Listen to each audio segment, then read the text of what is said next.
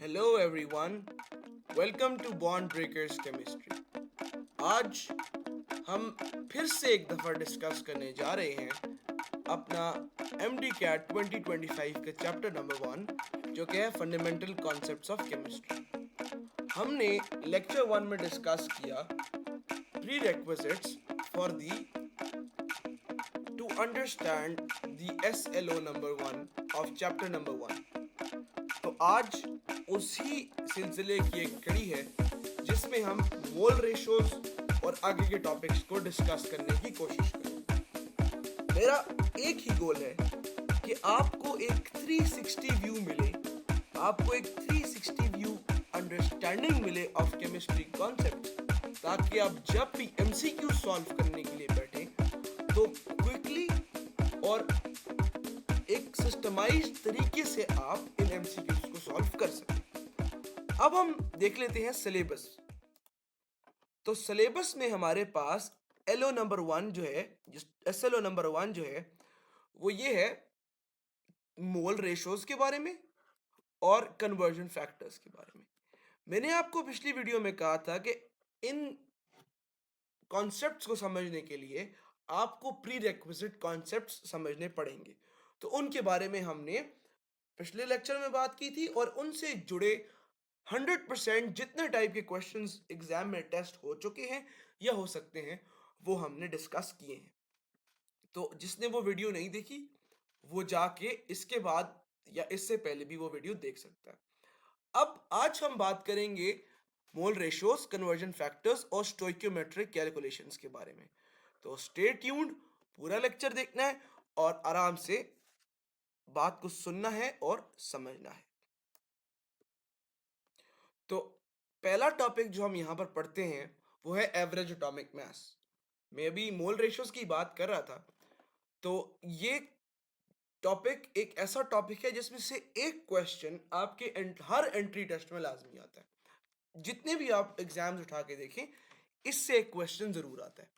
Average atomic मास पहले discuss कर लेते हैं। इस एवरेज एटॉमिक मास के और भी कुछ नाम रखे हैं लोगों ने, ठीक है। वो नाम क्या है? वो एक कुछ लोग इसको कहते हैं रिलेटिव एटॉमिक मास और कुछ लोग इसको कहते हैं फ्रैक्शनल एटॉमिक मास, ठीक है। तो अब हम डिस्कस कर लेते हैं कि ये है क्या। आपको पता है कि हमारे पास एक कॉन्सेप्ट है आइसोटोप्स का। आइसोटोप्स क्या होते हैं ये हम बाद में डिस्कस करेंगे एटॉमिक स्ट्रक्चर वाले चैप्टर में। लेकिन आइसोटोप्स ऐसे एटम्स ऑफ एन एलिमेंट होते हैं जिनका सेम एटॉमिक नंबर होता है, डिफरेंट मास नंबर होता है, क्योंकि उनके अंदर डिफरेंट नंबर ऑफ न्यूट्रॉन्स होते हैं। ये कॉन्सेप्ट आपको 9th क्लास से पढ़ाया जा रहा है और ये बिल्कुल सही कॉन्सेप्ट है, ठीक है। तो डिफरेंट मास नंबर उनका होता है, ये बात आपको पता है। तो अगर डिफरेंट आइसोटोप्स के डिफरेंट मैसेज की एक एवरेज ले ली जाए तो वो हमारे पास कहलाएगा एवरेज एटॉमिक मास। तो देख लेते हैं डेफिनेशन इसकी, क्योंकि कभी कभार ऐसा होता है कि कुछ स्टेटमेंट बेस्ड MCQs भी टेस्ट हो जाते हैं। The average of atomic masses of all the naturally occurring isotopes of an element. अब इसको समझने के लिए एक एग्जांपल को समझ लेते हैं। तो एग्जाम्पल मेरे पास है क्लोरीन की, जो कि एक बहुत फेमस एग्जाम्पल है और ये एग्जाम्पल टेस्ट भी हो चुकी है काफ़ी दफ़ा। तो देख लेते हैं। क्लोरीन के हमारे पास दो तरह के आइसोटोप्स होते हैं, क्लोरीन 35 और क्लोरीन 37। जब आप पीरियोडिक टेबल में देखेंगे तो ये आपको ऐसे नज़र आएगा 35.5। इसका मतलब ये है कि ये इसका एवरेज एटॉमिक मास है। लेकिन एक प्रॉब्लम है यहाँ पर। प्रॉब्लम ये है कि ये डायरेक्ट एवरेज नहीं है इन दोनों की। आप देख लें 37 और 35 को अगर आप प्लस करके डिवाइड बाय 2 करेंगे तो आपके पास बिल्कुल भी 35.5 नहीं आएगा, क्योंकि ये इसका तरीका ही नहीं है। इसको फाइंड करने का तरीका है हमारे पास थोड़ा सा डिफरेंट, सॉरी। वो तरीका है रिलेटिव एटॉमिक मास या average atomic mass equals to relative abundance,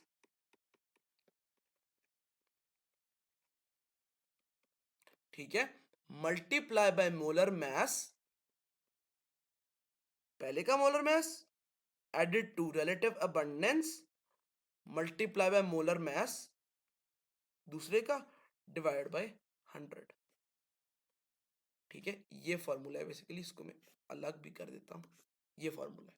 ठीक है, अब मुझे ये पता है कि 35 क्लोरीन जो है वो 75%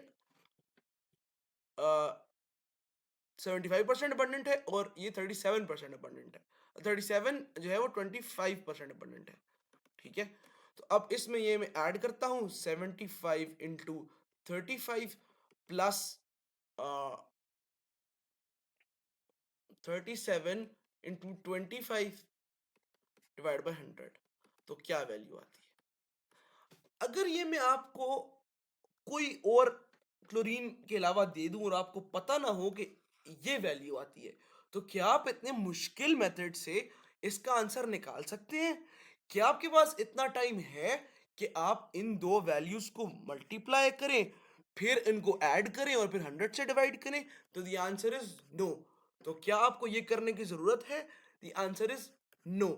तो मैं आपको एक आसान तरीका बताता हूं। तो क्वेश्चन अगर हम पढ़ें तो natural chlorine occurs as a mixture of isotopes. Okay, alright, समझ आ रही है। If the mixture contains 75% chlorine and 25 35 and 25% chlorine 37, what will be its correct atomic weight? ठीक है, तो आ जाएं जी कैलकुलेशन की तरफ। Relative atomic mass equals to 75 into 35 plus 25 into 37 divided by 100। Oh my god, क्या ये कैलकुलेशन करनी है? मैंने जब कह दिया है कैलकुलेशन नहीं करनी, तो इसका मतलब है कैलकुलेशन नहीं करनी। आ जाए अपने इजी मेथड की तरफ। अब वो मेथड है क्या? अब वो मेथड ये है, हम पहले एवरेज को समझते हैं। एवरेज को, एवरेज आपके पास वो चीज होती है जो दो वैल्यूज वैल्यू ए और वैल्यू बी के बीच में कहीं रेस्ट करती है। तो यहां पर 35 है और 37 है। इसका मतलब है कि इन दोनों वैल्यूज के बीच में एक वैल्यू होगी, ना 37 से ज्यादा ना 35 से कम। तो आइए इन में से राइट आंसर को ढूंढते हैं। पहले देखते हैं हम 72। क्या 72 37 से ज्यादा है? हाँ, तो ये ऑप्शन हो सकता है, नहीं, क्रॉस।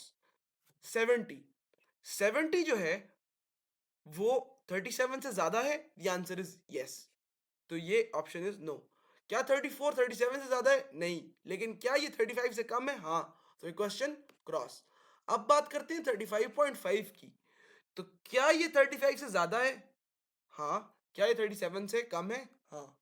तो क्या ये ऑप्शन हो सकता है? एब्सोल्युटली करेक्ट ऑप्शन है। अब यहां पर कुछ लोगों का सवाल होगा दिमाग में। सवाल ये होगा कि क्या यही तरीका है क्वेश्चन करने का? क्या कोई और तरह का क्वेश्चन नहीं आ सकता?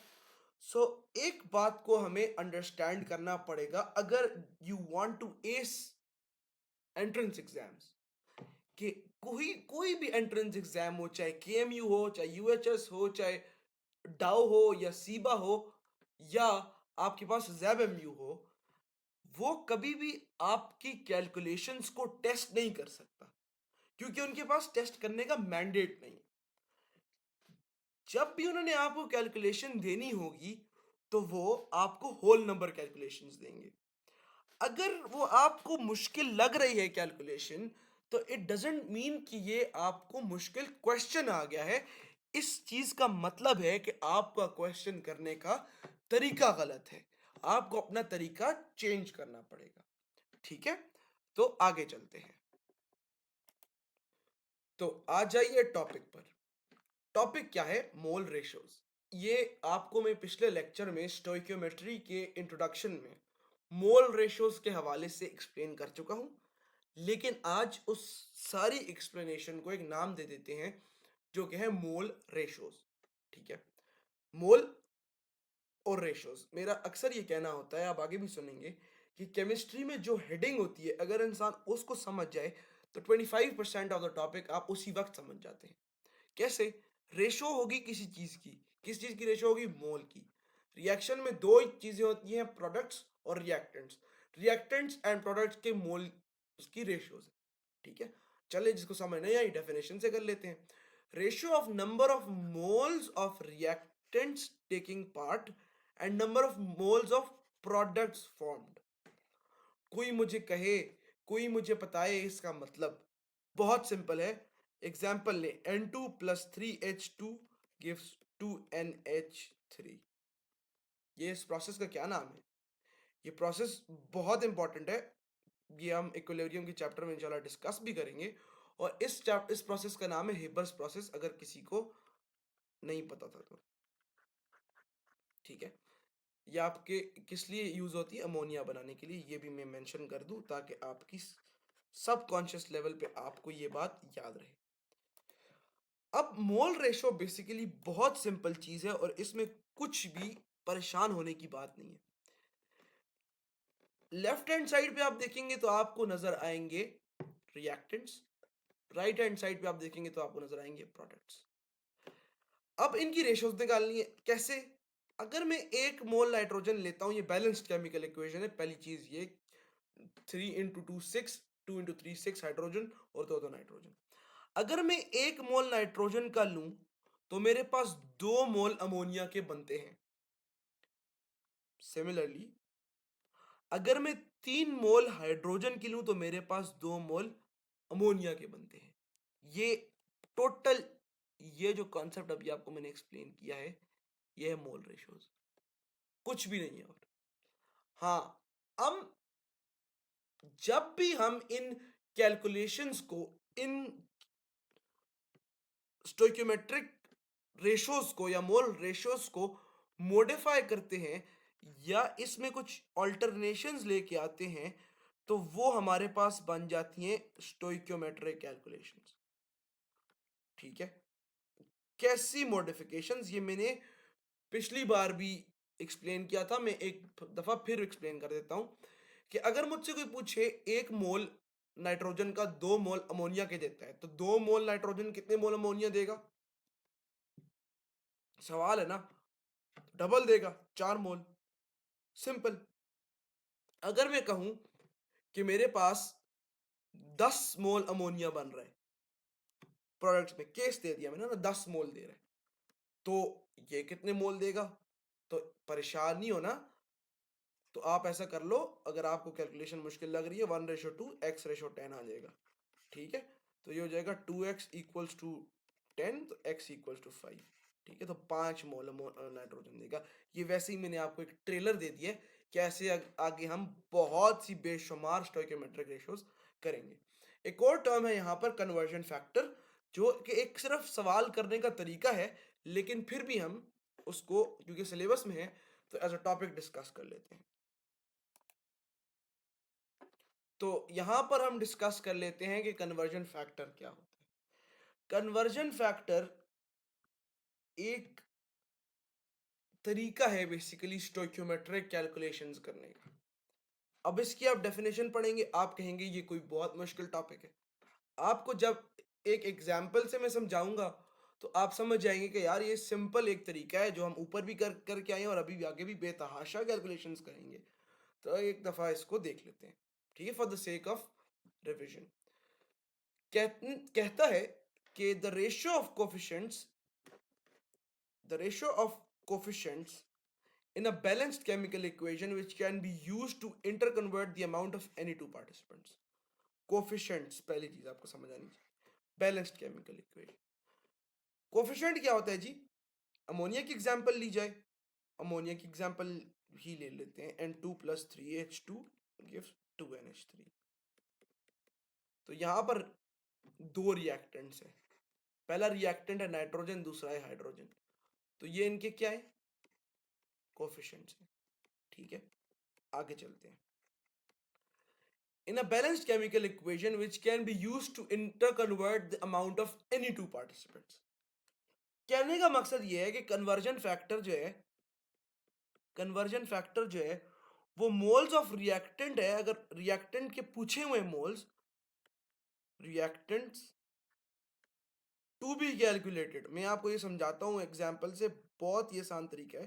To be calculated divided by moles of other reactant.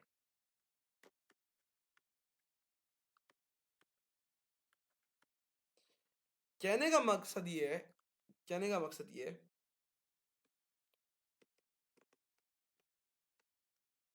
कहने का मकसद ये है कि अगर मैं आपसे कह दूं कि मैं 1 मोल नाइट्रोजन का यूज करता हूं, ठीक है, अगर मेरे पास 4 मोल अमोनिया के बन रहे हो तो कितने मोल हाइड्रोजन के होंगे? सिंपल सी बात है।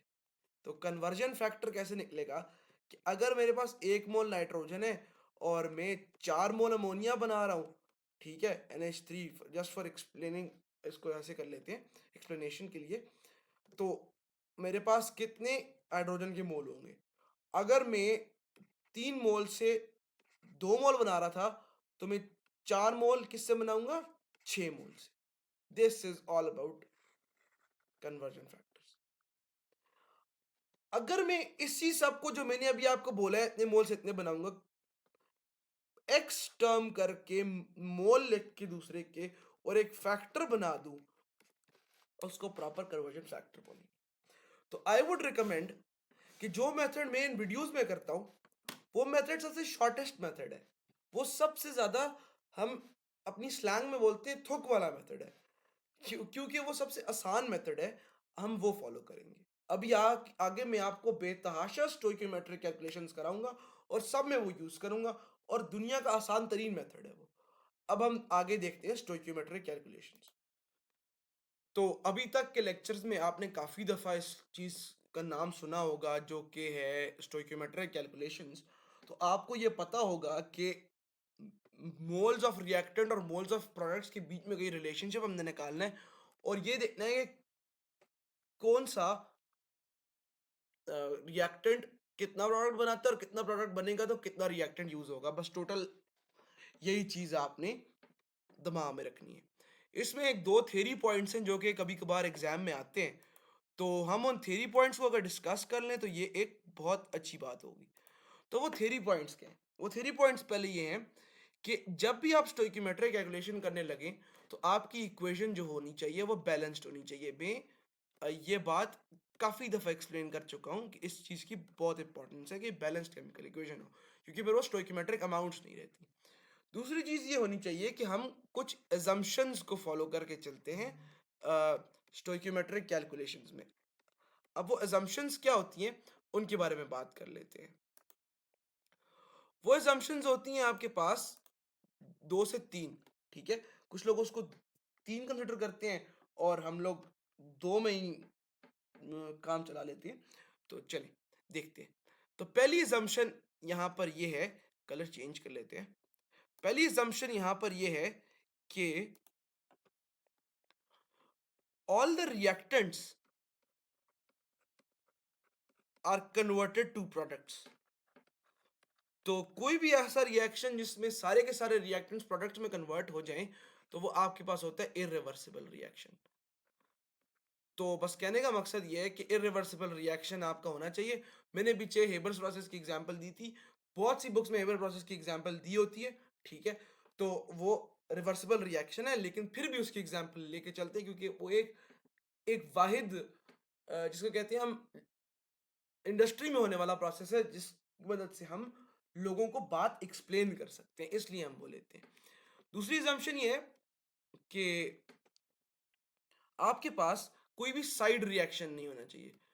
क्यों साइड रिएक्शन नहीं होना चाहिए? क्योंकि अगर आपका साइड रिएक्शन हुआ तो आपके रिएक्टेंट सारे के सारे प्रोडक्ट्स में बनने के बजाय, जो कि मेन प्रोडक्ट है, उसके बजाय कुछ माइनर प्रोडक्ट्स बनाने लग जाएंगे और फिर आपकी स्टोइकियोमेट्रिक कैलकुलेशंस के जो आंसर्स हैं वो गलत आएंगे, ठीक है। तो अब बात कर लेते हैं तीसरी assumption की, या इसको हम हेडिंग दे देते हैं लॉज की। तो जितनी भी स्टोइकियोमेट्रिक कैलकुलेशंस होती है ना वो 2 लॉज को फॉलो करती हैं। पहला है law of conservation of mass. अब मतलब क्या हो गया कंजर्वेशन ऑफ मास का? कि जितना मास रिएक्टेंट में डालोगे उतना मास प्रोडक्ट में बनेगा अगर कोई साइड रिएक्शन नहीं हो रहा, किसी भी किस्म की कोई मैकेनिकल लॉस नहीं है, ठीक है। दूसरा लॉ होता है आपके पास लॉ ऑफ डेफिनेट प्रोपोर्शन। ये इतनी कोई खास बात नहीं है लॉ ऑफ डेफिनेट प्रोपोर्शन, लेकिन फिर भी एक देख लेते हैं एक दफा एग्जामिनर ने ये किया था कि लॉ ऑफ डेफिनेट प्रोपोर्शन के साथ एक और टर्म दी थी प्राउस्ट्स लॉ की। तो प्राउस्ट्स लॉ दिया था, ठीक है। सवाल इस तरह का था, मैं जुबानी बता देता हूँ कि which of the following laws are followed by the stoichiometric calculation? A. Law of conservation of mass. B. Law of definite proportion. 3. Proust law. 4. All of these. तो बताने का मकसद ये है आप समझ जाएं कि प्राउस्ट लॉ इसका दूसरा नाम है, ठीक है। अब हम चलते हैं अपनी स्टोइकियोमेट्रिक कैलकुलेशंस की लिमिटेशंस के ऊपर, ठीक है। अब क्योंकि ये लिमिटेशंस हैं, मतलब एक एक प्रोसेस है, तो इसकी कुछ लिमिटेशंस होंगी। तो अब हम उन लिमिटेशंस को डिस्कस कर लेते हैं। लिमिटेशंस किस सेंस में? लिमिटेशंस इस सेंस में कि क्या ये हमें कुछ चीजें अबाउट द रिएक्शंस बता सकती हैं, तो हम डिस्कस कर लेते हैं। क्या चीजें? क्या ये आपको कंडीशंस ऑफ रिएक्शन बताती है? कंडीशन ऑफ रिएक्शन कि रिएक्शन में टेम्परेचर क्या है, प्रेशर क्या है, कैटलिस्ट क्या यूज किया है? नहीं, आपको स्टोइकियोमेट्रिक कैलकुलेशंस ऐसा कोई नॉलेज नहीं देती। दूसरी चीज आपके पास आता है physical state of reactants and products, ठीक है। फिजिकल स्टेट्स का आपकी स्टोइकियोमेट्रिक कैलकुलेशन के कोई लेना देना नहीं होता, ठीक है। तीसरी चीज, ये ब्लू में जितनी भी लिमिटेशंस है, ठीक है। तीसरी चीज, क्या आपका रेट ऑफ रिएक्शन बताती है? नहीं, रेट ऑफ रिएक्शन से कोई लेना देना नहीं होता। चौथी चीज, मैकेनिज्म के बारे में कोई बात होती है? मैकेनिज्म के बारे में कोई बात नहीं होती कि कितने स्टेप रिएक्शन है, वन स्टेप है, मल्टी स्टेप है, इसका डिटर्मिनेंट स्टेप क्या है, इन सब के बारे में हमें स्टोइकियोमेट्रिक कैलकुलेशन नहीं बताती। ये हम केमिकल काइनेटिक्स में पढ़ते हैं, ठीक है। आगे बात करते हैं feasibility of a reaction. Feasibility of a reaction मतलब, फिजिबिलिटी मतलब क्या ये रिएक्शन असल जिंदगी में हो सकता है या नहीं हो सकता, ये हमें स्टोइकियोमेट्रिक कैलकुलेशन नहीं बता सकती। तो ये 5 चीजें थी, ये 5 लिमिटेशंस थी, ये एमसीक्यू में टेस्ट होती हैं। ये मैंने तेज इसलिए पढ़ाई है क्योंकि ये थ्योरी के कॉन्सेप्ट्स हैं और ये आप लोग अंडरस्टैंड कर सकते हैं तेजी में भी, तो इसलिए मैंने इस तरह बताई है। एक दफा इनको रिव्यू कर लें, एक दफा रीड कर लें, ताकि हम आगे चलते हैं और आगे हम मेजर चीज पर चलते हैं जिसमें हमारी पूरी डिस्कशन बेस्ड है, ठीक है। तो आप स्टोइकियोमेट्रिक कैलकुलेशंस में कुछ टाइप के रिलेशनशिप्स पढ़ते हैं, कुछ टाइप की कैलकुलेशंस पढ़ते हैं। ये बात करना यहाँ इसलिए ज़रूरी है क्योंकि इससे हम आगे बहुत से क्वेश्चन सॉल्व करने वाले हैं। तो अगर आप इस थ्योरी को सुन लेते हैं, समझ लेते हैं, तो आपके लिए बहुत आसानी होगी। तो कौन कौन से टाइप की कैलकुलेशंस होती हैं, पहले उनको इनलिस्ट कर लेते हैं, उसके बाद देख लेंगे कि ये हमें किस तरह हेल्प करती है। तो पहले टाइप की जो आप कैलकुलेशन पढ़ते हैं और देखते हैं वो है mass to mass relationship. Mass to mass relationship कहने का मकसद ये है कि आपको फॉर एग्जांपल रिएक्टेंट का मैथ दे दिया जाए और आपको प्रोडक्ट का मैथ प्रिडिक्ट करना हो या कैलकुलेट करना हो। दूसरा आपके पास रिलेशनशिप आता है मैथ टू मोल रिलेशनशिप, ठीक है। वही बात कि आपको दे दे मैस ऑफ रिएक्टेंट्स और प्रोडक्ट ऑफ रिएक्टेंट्स आपने प्रिडिक्ट करना हो, कोई मुश्किल नहीं है। आगे हम ऐसे बहुत से क्वेश्चंस करेंगे और बहुत ही इजी ट्रिक से क्वेश्चंस करेंगे।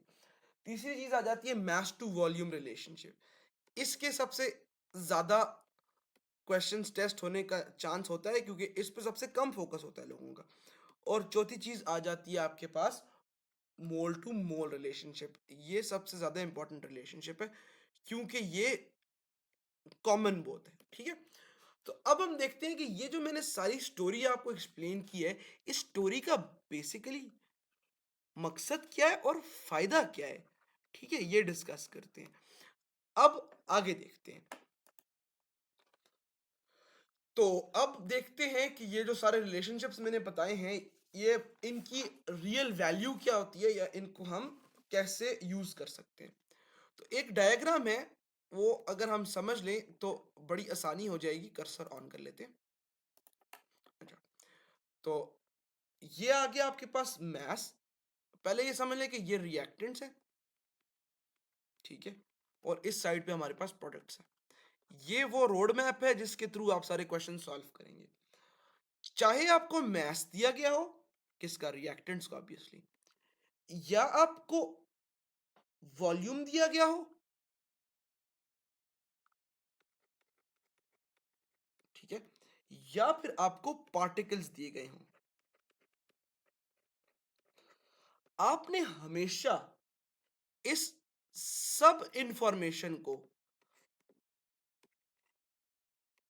किस में कन्वर्ट करना है? मोल में। और फिर दोबारा से जो भी चीज आपसे मांगी गई है, चाहे वो मैस मांगा गया है प्रोडक्ट्स का, चाहे वो वॉल्यूम मांगा गया है प्रोडक्ट्स का, या वो आपके पास नंबर ऑफ पार्टिकल्स मांगे गए हैं प्रोडक्ट्स के, आपको वापस उसी चीज में दे देना है। बेसिकली यहां पर स्टैंडर्ड है मोल। इस स्टैंडर्ड की मदद से हम आगे सारी कैलकुलेशंस करेंगे। अब यहां पर जो मैं मैप बना रहा हूं, ये मैप अपने पास ड्रॉ कर लें, और इसमें जितने मैं फार्मूला लिख रहा हूं, फार्मूलाए लिख रहा हूं, उनको एक दफा समझ लें, क्योंकि ये आपको बहुत हेल्प करेंगे। सबसे पहले मैस। मैस कैसे मोल में कन्वर्ट होगा, ये मैंने पहले भी बताए थे, और मैं भी फिर आखिरी दफा ये एक्सप्लेन कर रहा हूं। मैस को डिवाइड करेंगे जब हम मोलर मैस से, ठीक है। वॉल्यूम कैसे कन्वर्ट होगा? वॉल्यूम हम गिवन वॉल्यूम को मोलर वॉल्यूम में कन्वर्ट करेंगे। मोलर वॉल्यूम क्या चीज है और कितनी इसकी इंपॉर्टेंस है, ये हम आगे डिस्कस करेंगे। फिर मैंने पहले भी डिस्कस किया था और फिर डिस्कस करेंगे। Number of particles divided by Avogadro's number. अब हमारे पास मोल आ गया, मोल से दोबारा कैसे कन्वर्ट करेंगे इन चीजों में, ये बेसिकली आपका क्वेश्चन होना चाहिए। तो उसी फॉर्मूला को हम रीअरेंज कर देंगे और हम यहाँ पर कैलकुलेशंस करना शुरू कर देंगे, ठीक है। सिंपल सी चीज है, इसमें कुछ भी मुश्किल नहीं है, और ये पाथ हमने यूज करना है सारी स्टोरी में। इसको हम कहते हैं, इस सब को हम कहते हैं mass volume particle to mole relationship collectively. ये मेरा हीट मैप है, मैं इसको हीट मैप कहता हूं, क्योंकि इसके थ्रू आपके बहुत से क्वेश्चंस सॉल्व हो जाते हैं। अब आगे हम क्या करेंगे, इन सारे कॉन्सेप्ट्स को यूज करते हुए क्वेश्चंस सॉल्व करना शुरू करते हैं। तो जैसे कि आप लोगों को पता है कि मैं 4 लेवल्स में क्वेश्चंस कराता हूं, लेवल 1, लेवल 2, कभी कभार लेवल 3 या एडवांस्ड, और फिर डायरेक्ट पास पेपर का क्वेश्चन, जैसे हमने पहले भी किया है। तो अभी इसको डिस्कस करते हैं, इसके सॉल्यूशन को। ये बहुत सिंपल क्वेश्चन है, इंतहाई ज्यादा सिंपल क्वेश्चन है। सिर्फ क्वेश्चन कैसे अप्रोच करना है वो देखते हैं। हाउ मैनी मॉलिक्यूल्स, पहली बात हमें पता चल गई, नंबर ऑफ पार्टिकल्स मांगे of oxygen react with 2 moles of hydrogen to produce 2 moles of water. Prerequisite knowledge पता होना चाहिए आपको। H2 plus O2 gives H2O, इसको बैलेंस करें 2H2 plus O2 gives 2H2O, ठीक है, समझ में आती है बात की।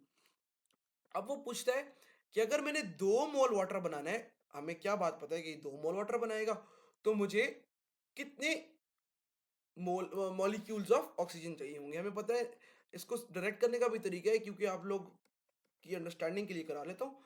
तो 2 मोल चाहिए होंगे, तो हमें कितने मोल चाहिए होती है? एक।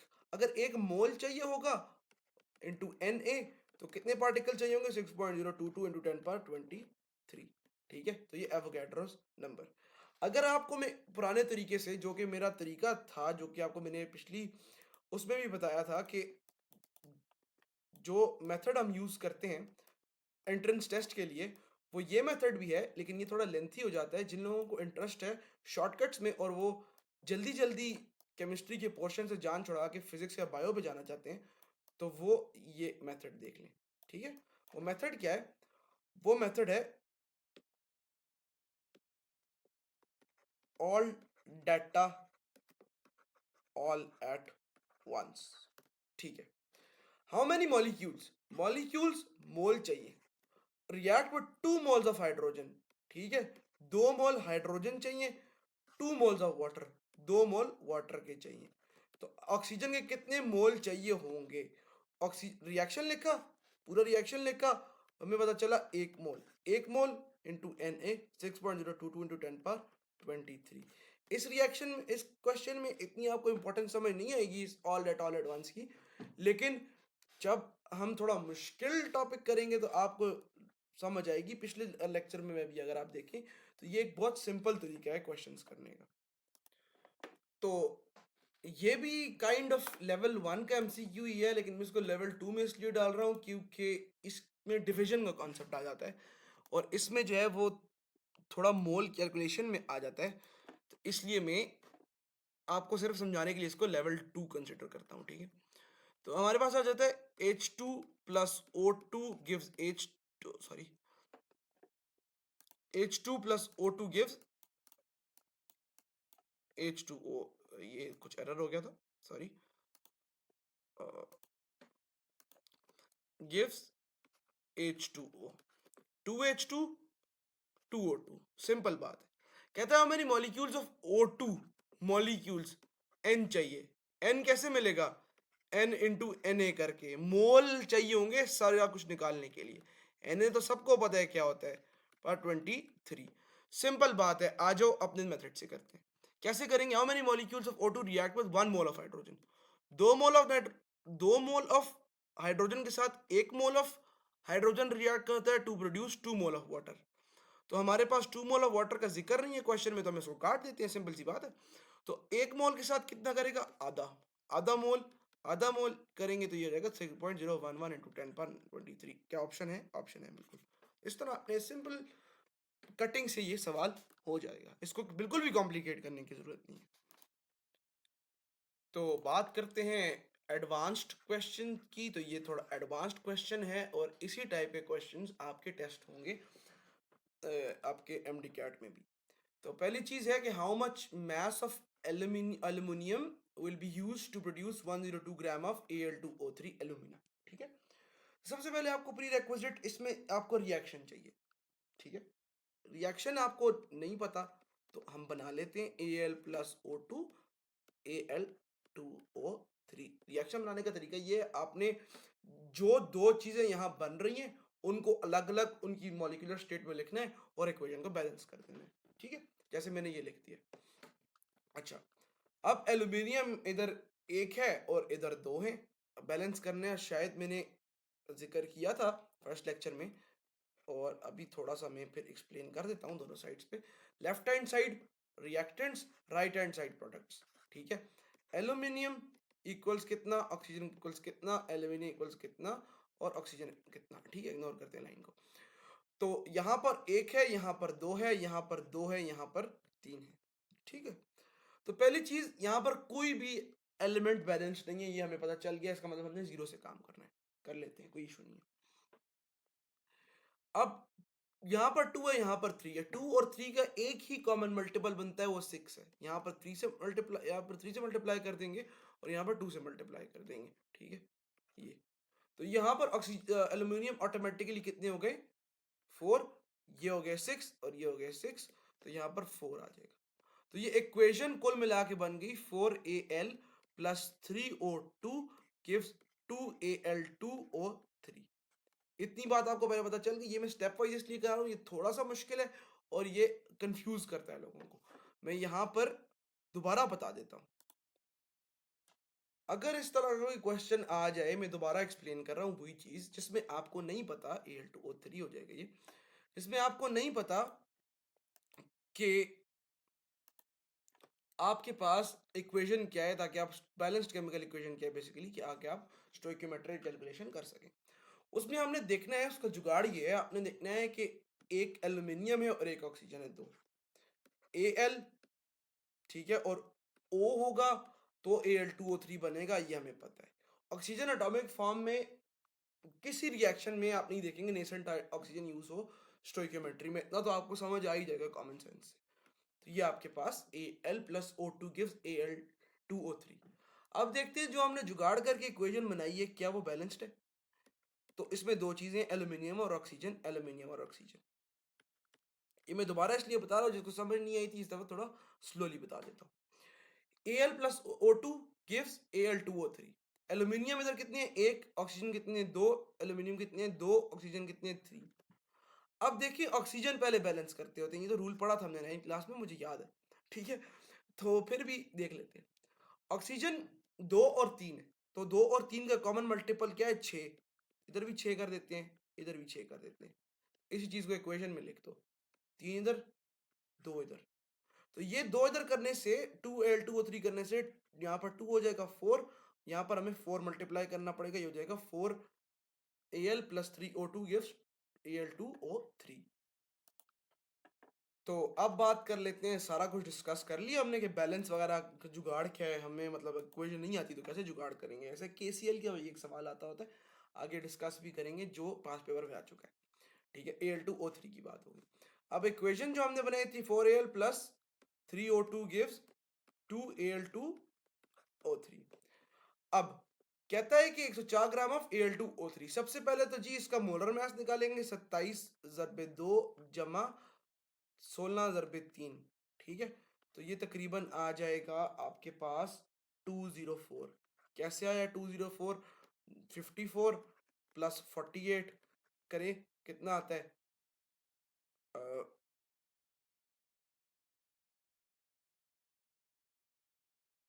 एक सेकेंड, कुछ गलत हो गया,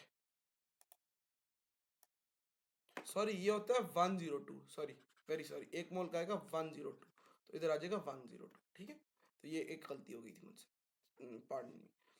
अच्छा, अब हमें पता है कि ये 102 ग्राम है। अब देखें ये भी 102 आया और यहाँ पर भी 102 था, इसका मतलब है आपको होल नंबर रेशियोज में ही आपका एग्जामिनर ट्रीट करेगा, ठीक है। अब पूछा आपका किसके बारे में, एल्यूमिनियम के बारे में, तो ऑक्सीजन को फिलहाल गेम से निकाल देते हैं और एल्यूमिनियम के बारे में बात करते हैं। एल्यूमिनियम 27 होता है, ठीक है। 4 मोल एल्यूमिनियम आपको 2 मोल एल्यूमिना दे रहे हैं, ठीक है। तो 1 मोल एल्यूमिना का मोलर मास है 102, तो यहां पर इसको मल्टीप्लाई करें 102 से, ये हो जाएगा 204, ठीक है। तो आपको इस वक्त 4 मोल एल्यूमिना 204 मास दे रहा है, 4 मोल एल्यूमिनियम 204 मास दे रहा है एल्यूमिना का। इसका मतलब है अगर मैं इनको डिवाइड करूं तो 2 मोल एल्यूमिना आपको कितना देगा?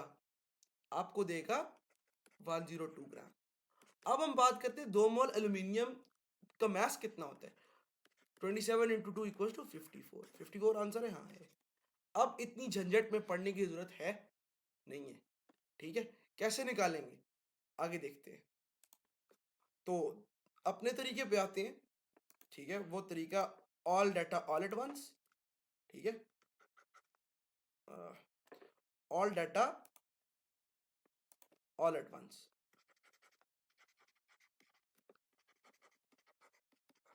ठीक है। तो वो आ गया आपके पास यहां से। कैसे आ गया कि 4 मोल, जहां तक मुझे याद है 4 मोल एल्यूमिनियम थे, ठीक है। 4 मोल एल्यूमिनियम का जिक्र हुआ था आपके पास, हाँ। हैं कितने आप स्टेटमेंट में जो हमने इक्वेशन बनाई थी, 4 मोल एल्यूमिनियम था, उससे कितना बन रहा था? 204, ठीक है। 204 के कितने मोल्स थे? 204 के 2 मोल्स थे। हमें कहा है कि 102 का बताओ, 102 का 1 मोल हो जाएगा और इसके कितने जाएंगे? 2 मोल। ये था क्या? एल्यूमिनियम। एल्यूमिनियम के कितने हैं? 27। 27 जमा 2 ज़रबे 2 54। जिसको समझ नहीं आई वो पिछला मेथड सॉल्व करे, जिसको समझ आ गई एक और दफा बताऊंगा बस। All data all at once. 4 mole aluminium 204 बना रहे थे, 2 मोल। 102 कितने बनाएंगे? 2 मोल। 2 मोल का मास निकालो 54। सिंपल, इससे ज्यादा कुछ करना ही नहीं है बस। तो आज के इस लेक्चर में हमने अपना 1.1 और 1.2 कवर कर लिया है, ठीक है। जिसमें ये बात हमने कर ली मोल रेशो क्या होगा, स्टोइकोमेट्रिक कैलकुलेशंस कैसे होंगी, और हमने कैलकुलेशंस कर भी ली अपने इजी मेथड से भी और डिफिकल्ट मेथड से भी। अब इन दोनों लेक्चर्स को आप देखें, इसके मैं एमसीक्यूज शॉर्ट्स में अपलोड कर दूंगा, कुछ नए एमसीक्यूज शॉर्ट्स में अपलोड कर दूंगा, और नीचे वेबसाइट का लिंक दे दूंगा जिससे आप जाके एमसीक्यूज प्रैक्टिस कर सकते हैं, ठीक है। और नेक्स्ट वीडियो में हम लिमिटिंग, नॉन लिमिटिंग और बेसिकली थ्योरेटिकल यील्ड कॉन्सेप्ट देख लेंगे और उनके रिलेटेड क्वेश्चंस कर लेंगे। अभी तक जितना मटेरियल पढ़ा दिया, क्या ये इनफ है? इससे ज़्यादा एक लफ्ज़ पढ़ने की ज़रूरत नहीं है, ठीक है, आधे चैप्टर के लिए। आगे का चैप्टर इंशाल्लाह 1 लेक्चर या 2 लेक्चर में मैं कंप्लीट करा दूंगा। तब तक के लिए इजाज़त दीजिए। ओके, अल्लाह हाफिज़।